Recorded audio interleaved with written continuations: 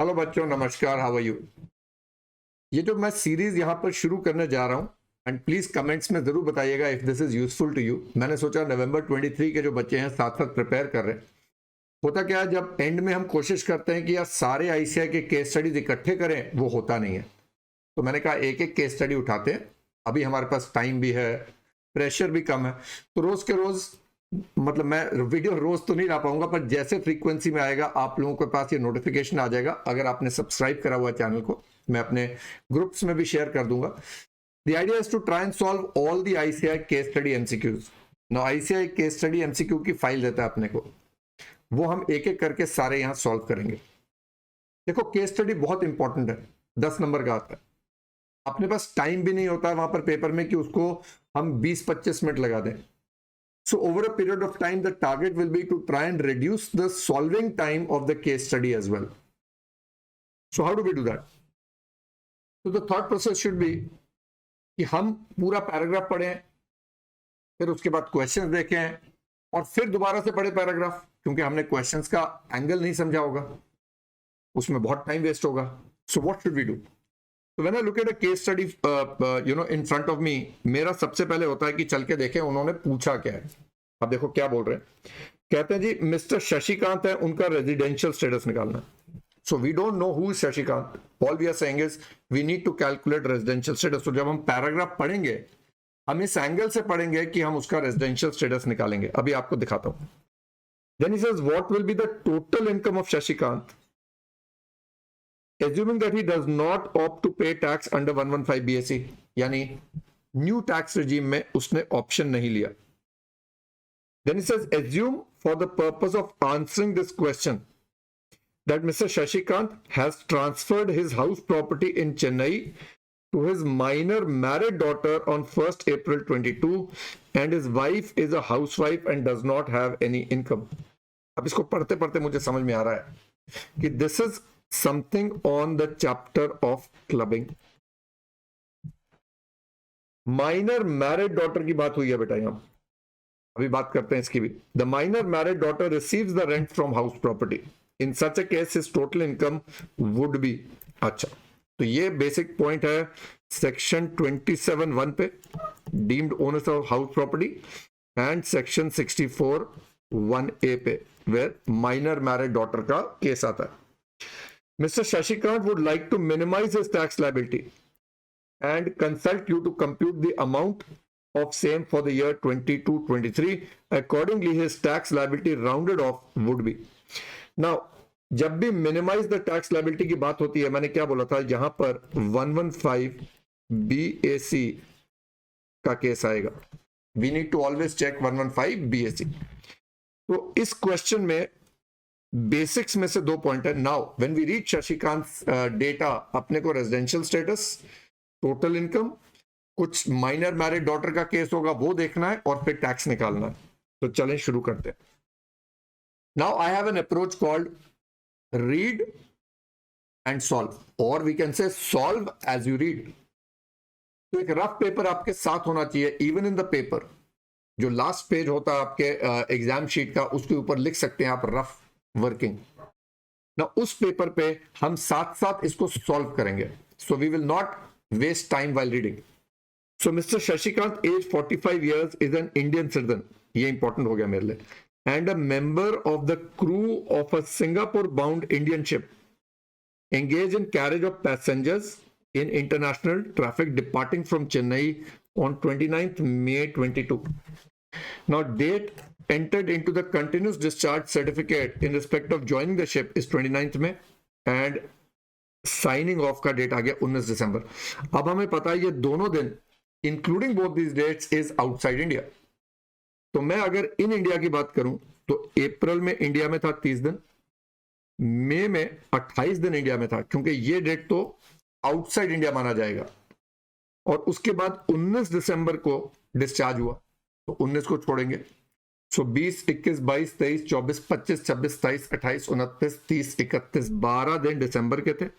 जनवरी, फरवरी and मार्च। हम दूसरे तरीके से भी कर सकते हैं, आउटसाइड नंबर ऑफ डेज निकाल के 365 से माइनस कर सकते हैं, बट लेट अस कैलकुलेट कितना आ रहा है। और मैं रियल टाइम में आप लोगों के साथ सॉल्व कर रहा हूं ताकि आप लोगों को भी पता चले कितना टाइम लग रहा है. So we have 160 days. Now he says he stayed in India in the last 4 years for 400 days and for a period of 750 days in the last 7 preceding years. Kitna? Now because he is an Indian citizen and he is a part of the member of the crew of an Indian ship, C में जो 365 plus 60 होता है कितना हो जाएगा बेटा यहाँ पर 182 और A में भी 182 है. ये 182 का कंडीशन पूरा नहीं कर रहा है, देयरफॉर ये हमारे लिए हो गया नॉन रेजिडेंट. तो मेरा पहला आंसर तो मेरे को मिल गया. अब इसे ही received a salary of 720 in his NRE account maintain with the State Bank of India Chennai branch. No इसके ऊपर एक सर्कुलर था कि अगर एक सी फेरर को इंडिया में एनआरई अकाउंट में उसकी सैलरी आती है, even if it is received in India, इसको हम इंडिया में टैक्सेबल नहीं करेंगे because the services were rendered outside India. तो उस सर्कुलर के ऊपर आईसीआई ने पॉइंट दिया. आता है तो आसान है, पढ़ा नहीं हुआ तो ये तो गूगली हो गया. तो छोटे छोटे सर्कुलर पे भी आईसीआई ध्यान दे रहा है. एनआरई अकाउंट में अगर पैसा आया for services rendered outside India, it should be received in India. तो अगर रिसीव्ड इन इंडिया होता है तो एनआर के हाथ में भी टैक्सेबल हो जाता है, पर उन्होंने क्लैरिफाई करा कि इस पे हम टैक्स नहीं लेंगे, तो ये टोटल इनकम में नहीं आएगा. He also furnished details of other income earned by him during the year 22-23. He says dividend declared in the month of April 22 by X Limited, a Singapore company. The same was received by him in Singapore. चलो अपने को पता है ये foreign receipt होगी. Agricultural income from land in Pakistan received in India. Pakistan से India में receive हुआ. बहुत बड़ी बात है बेटा, पाकिस्तान में जमीन है और फिर भी पैसा आ रहा है, पर ये इंडिया में टैक्सेबल भी हो जाएगी. Indian receipt. Rent received from house property in Chennai. जब भी रिसीव्ड वर्ड यूज करा, मैंने क्या बोला था आपको, टीडीएस का चेक करना है सर. अब rent received from house property in Chennai 3,60,000.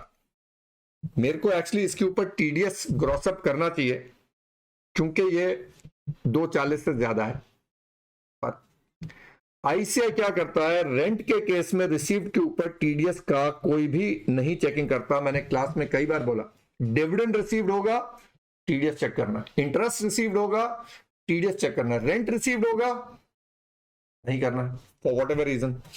तो 3,60,000 में से 30% जरूर माइनस करना अपने को, तो ये आ जाएगा 252 और 250. आई थिंक इस पॉइंट को आईसीआई को भी ठीक करना चाहिए, बिकॉज रेंट रिसीव्ड है तो टीडीएस चेक करना चाहिए ना. जब हम डिविडेंड रिसीव्ड और इंटरेस्ट रिसीव पे करते हैं तो करना चाहिए, पर आंसर नहीं आएगा ना, प्रॉब्लम ये है. तो इसलिए मैंने आपको लिखवाया नोट कि रेंट रिसीव्ड को ग्रॉस मानेंगे, टीडीएस चेक नहीं करेंगे, पर हाँ 30% स्टैंडर्ड डिडक्शन नहीं भूलेंगे. So this becomes 5,02,000. Based on the facts of the case scenario, choose the most appropriate answer.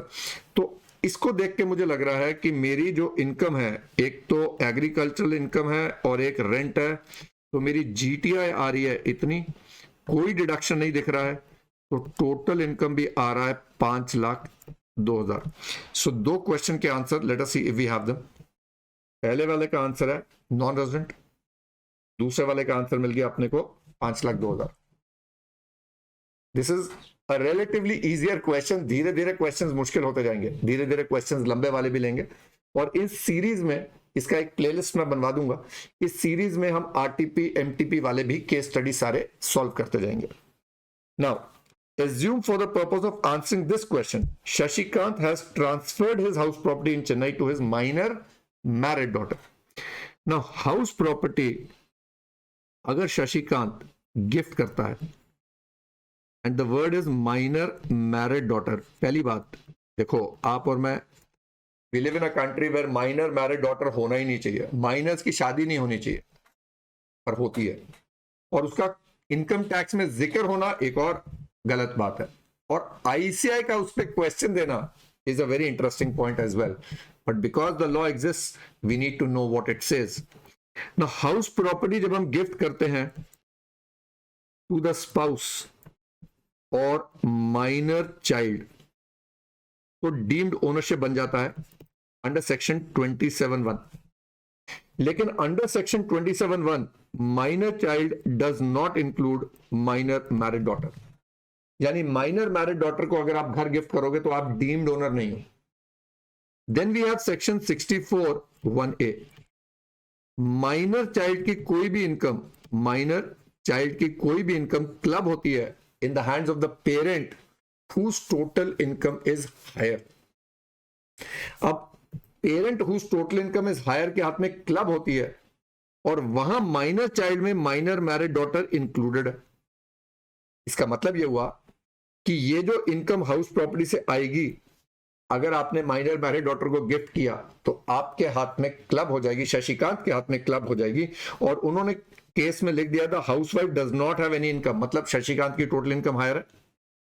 He says the minor married daughter receives the rent from house property। लेकिन एक बात आपको याद रखनी है, 64(1)(a) में एक एग्जेम्पशन मिलती है 1032 की 1500 रुपए की, अप टू 1500। तो इसका मतलब यह हुआ जो रेंट आ रहा था 3,60,000 का, उसमें से अगर मैं 30% माइनस करूं तो आ रहा है 252। अब इसमें से 1500 रुपया माइनस होगा, माइनस 1500, तो ये आ जाएगा 250,500 प्लस 250 जो था, तो आंसर हमारा आना चाहिए 500,500। If you look at answers तो हमारा ये आंसर सारे सही आ रहे हैं। अब क्या कहता है, Mr. Shashikant would like to minimize his tax liability and consulted you to compute the amount of the same for the year. Accordingly, his tax liability would be। Now, मेरे को नॉर्मल रेट्स पे tax निकालना है और 115BAC के rates पे tax निकालना है। सो नॉर्मल रेट्स पे है and I am taking the total income of 5,02,000। तो पहले 2.5 लाख पे यहां आ जाएगा नील, अगले 2.5 लाख पे यहां आ जाएगा 5% विच इज 12,500, और अगले 20,000 पे 20% आएगा। तो हमारे पास जो टोटल आ जाएगा इंटू 2000 पे 20% आ जाएगा विच इज 400 रुपया। तो मेरे पास आ जाएगा 12,900 एंड 12,900 प्लस 4%, तो मेरे पास आ जाएगा 13,416 एंड राउंडेड ऑफ टू 13,420। आपको आंसर दिख रहा है, बढ़िया रखना ध्यान। उन्होंने बोला है मिनिमाइज, और मिनिमाइज में बीएससी चेक करेंगे। बीएससी में टोटल इनकम इस केस में सेम रह रही है, तो नील 2.5 लाख पे 12,500, यहां तक तो सेम है रेट। अगले 2,000 पे रेट हो जाएगा 10%, क्योंकि वहां स्लैब जो है वो 5% के बाद 10% आता है, फिर 15% आता है।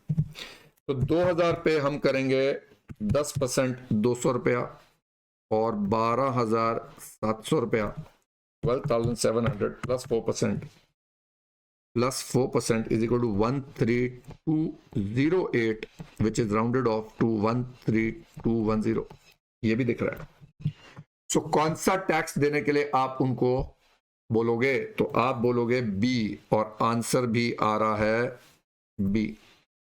सो like you could see in a simple way we can solve this question in about 8 to 10 minutes। मैंने बहुत सारा बीच में लेक्चर दिया इसलिए टाइम लग गया, otherwise this particular MCQ question can be solved in about 8 to 10 minutes।